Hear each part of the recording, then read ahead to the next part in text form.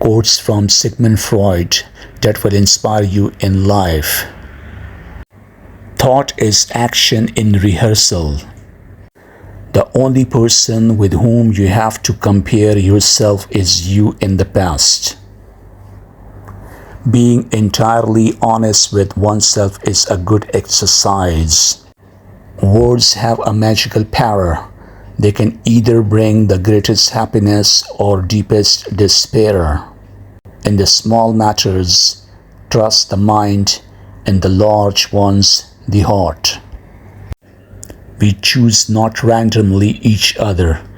We meet only those who already exist in our subconscious.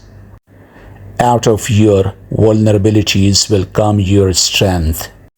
Maturity is the ability to postpone gratification. Dear friends, love this post. Save this post.